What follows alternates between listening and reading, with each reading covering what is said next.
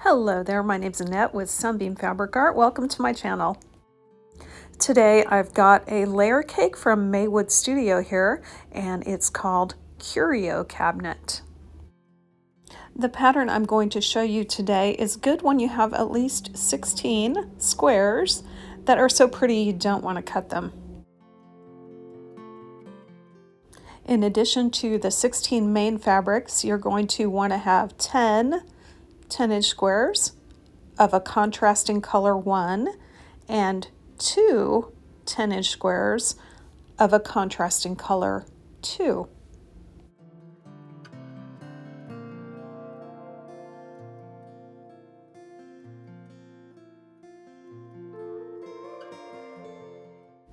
I'm going through the fabrics here just to see what I've got.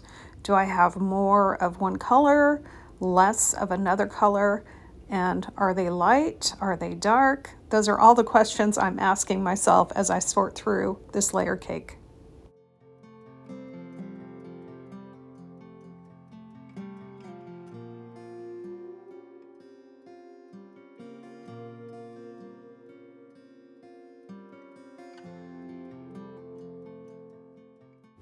I think I've decided on my 16 main fabrics and using those red fabrics for my 10 contrast color 1. Now I'm looking for that second contrast. I only need 2 squares, so I'm kind of folding them up over there to see how they look with both of those first 2 piles.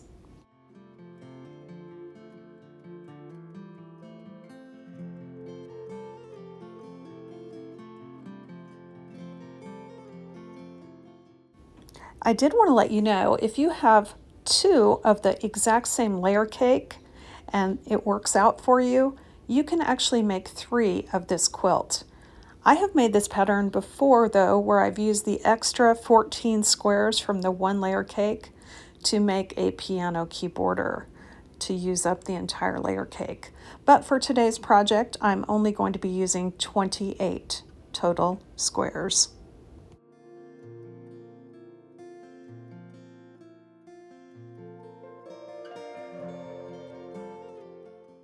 Before I start sewing, I do want to lay out my 16 main fabrics into 4 rows of 4 each. I want to make sure that I don't have 2 fabrics that are the same too close to each other.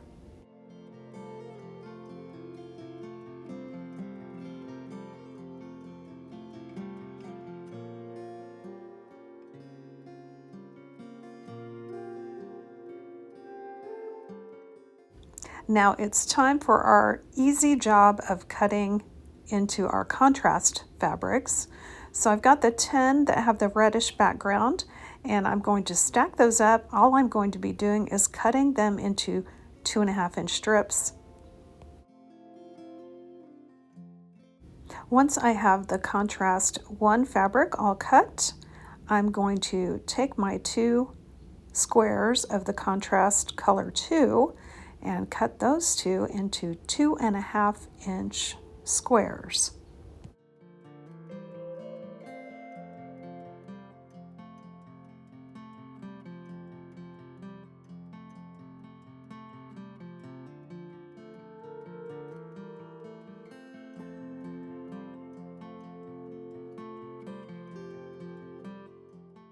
Now that I've got my pieces all cut out, I can sit down at the sewing machine and start chain piecing.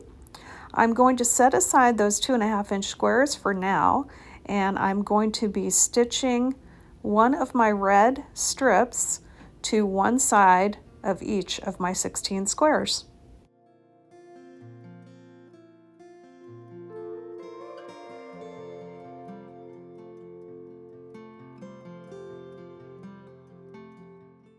I'm going to go through all 16 of these squares and get that red piece attached to one side.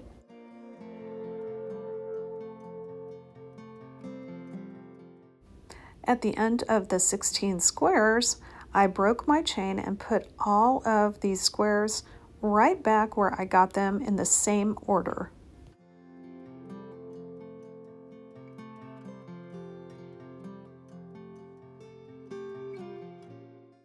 Next, I'm taking the right-hand square from each of the 4 rows and I'm adding a little red strip on the opposite side.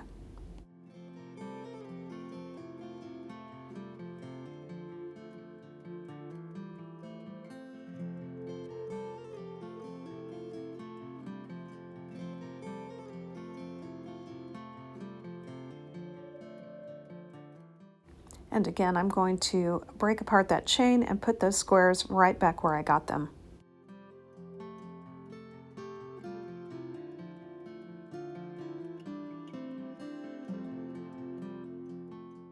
Those red strips are called my sashing strips.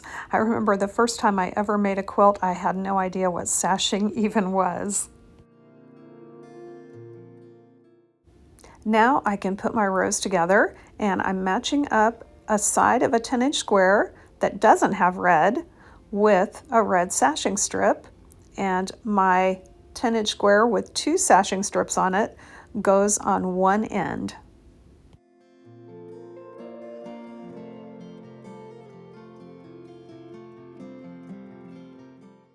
It would be really easy to get these squares mixed up and the rows mixed up, so I am making one row at a time here, adding one block at a time.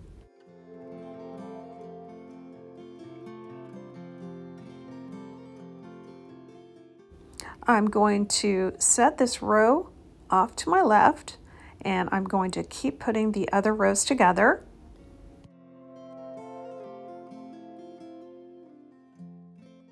After I put my 4 main rows together, I'm going to need to create 5 additional sashing rows.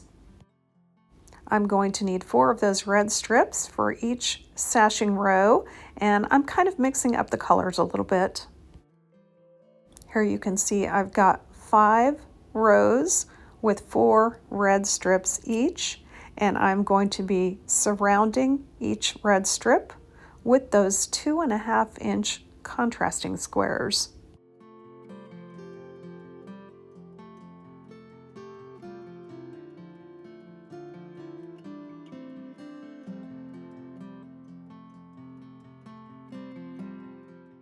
I took one end strip from each of my 5 sashing rows and went ahead and stitched a 2.5-inch square on one side.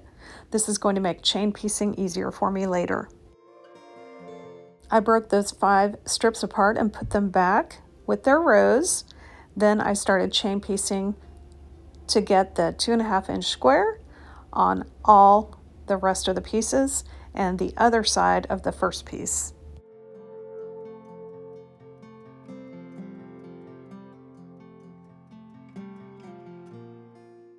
And you can see those going through the machine row by row, and one of every 5 will have that 2.5-inch square on both sides.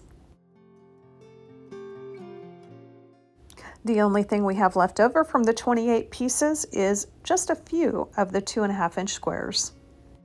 Now it's time to break this chain and put the sashing rows together.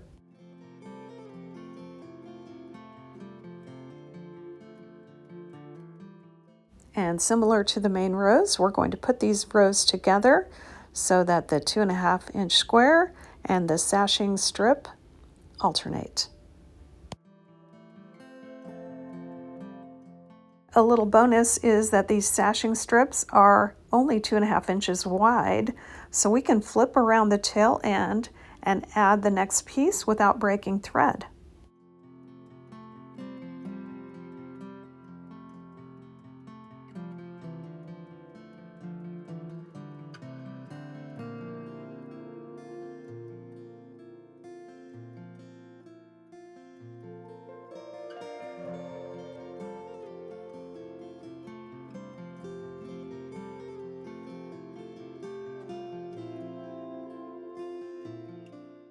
And here's a look at that finished first sashing strip. We're going to skip ahead here. Once we get all of the 5 sashing strips done, we can start building this quilt. We'll have a sashing strip attached to each of the main block rows. And I am going to be nesting the seams between those 2.5-inch pieces and the 10-inch pieces that made up the main focus print and the 10-inch long sashing strips. If you're a newer quilter, I recommend using clips or pins. Either one will work to hold those seams in the right spot, but I won't be doing that because I can pretty much tell by feel now if the seam is nested.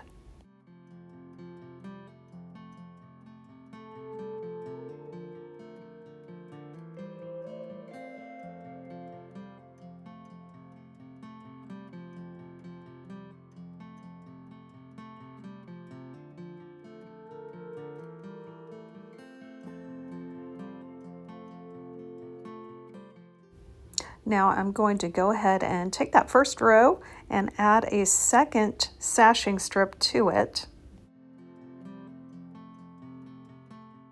Then I will add one sashing strip to the other 3 rows.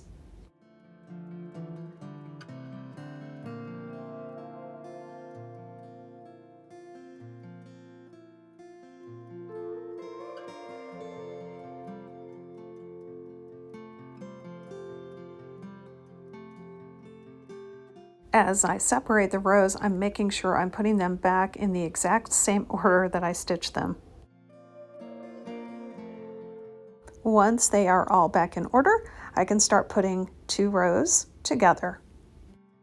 And again, it's pretty easy to match up because I'm matching up a side without sashing to a side with sashing.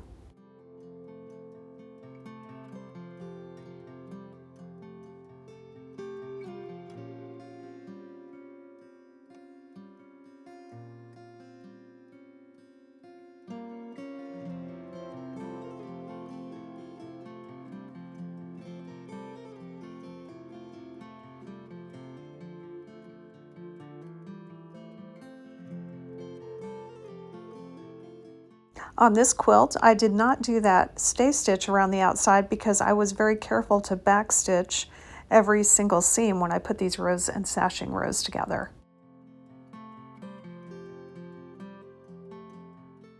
I'll be interested in the comments to hear what you think about this layer cake curio cabinet. The colors are intense for sure, and it does look kind of Victorian in a way. I don't actually remember where I picked up this layer cake and whether it was on sale.